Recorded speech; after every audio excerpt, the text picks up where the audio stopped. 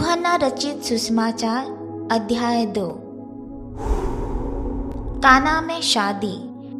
फिर तीसरे दिन गलील के काना में किसी का विवाह था और यीशु की माता भी वहां थी। यीशु और उसके चेले भी उस विवाह में निमंत्रित थे। जब दाखरस खत्म हो गया तो यीशु की माता ने उससे कहा, उनके पास दाखरस नहीं रहा। यीशु ने उससे कहा, हे महिला, मुझे तुझसे क्या काम? अभी मेरा समय नहीं आया। उसकी माता ने सेवकों से कहा, जो कुछ वह तुमसे कहे वही करना। वहाँ यहूदियों के शुद्धिकरण के लिए पत्थर के 6 मटके रखे थे, जिसमें 2-2, 3-3 मन समाता था। यीशु ने उनसे कहा, मटकों में पानी भर दो। तब उन्होंने उन्हें मुँह भर दिया। तब उसने उनसे कहा, अब निकाल कर भोज के प्रधान के पास ले जाओ।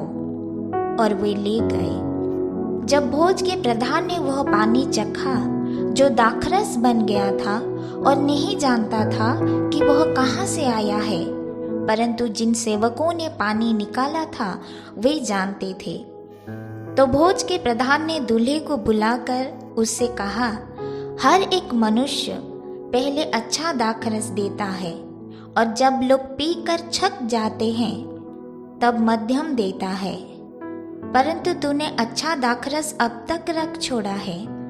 यीशु ने गलील के काना में अपना यह पहला चिन्ह दिखाकर अपनी महिमा प्रकट की और उसके चेलों ने उस पर विश्वास किया। इसके बाद वह और उसकी माता, उसके भाई, उसके चेले कफरनहूम को गए और वहां कुछ दिन रहे। यहूदियों का फसह का पर्व निकट था और यीशु यरूशलेम को गया और उसने मंदिर में बैल और भेड़ और कबूतर के बेचने वालों और सर्राफों को बैठे हुए पाया। तब उसने रस्सियों का कोड़ा बनाकर सब भेड़ों और बैलों को मंदिर से निकाल दिया और सर्राफों के पैसे बिखेर दिए और मेजें उलट दी और कबूतर बेचने वालों से कहा, इन्हें यहाँ से ले जाओ, मेरे पिता के भवन को व्यापार का घर मत बनाओ। तब उसके चेलों को स्मरण आया कि लिखा है, तेरे घर की धूल मुझे खा जाएगी। इस पर यहूदियों ने उससे कहा, तू जो यह करता है तो हमें कौन सा चिन्ह दिखाता है? यीशु ने उनको उत्तर दिया, इस मंदिर को ढा दो और मैं इसे 3 दिन में खड़ा कर दूंगा।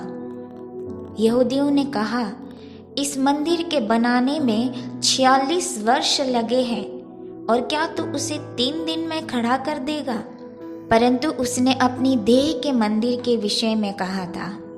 फिर जब वह मुर्दों में से जी उठा, फिर उसके चेलों को स्मरण आया कि उसने यह कहा था और उन्होंने पवित्र शास्त्र और उस वचन का जो यीशु ने कहा था विश्वास किया। जब वह यरूशलेम में फसह के समय पर्व में था तो बहुतों ने उन चिन्हों को जो वह दिखाता था देखकर उसके नाम पर विश्वास किया, परंतु यीशु ने अपने आप को उनके भरोसे पर नहीं छोड़ा, क्योंकि वह सबको जानता था और उसे प्रयोजन न था कि मनुष्य के विषय में कोई गवाही दे, क्योंकि वह आप जानता था कि मनुष्य के मन में क्या है।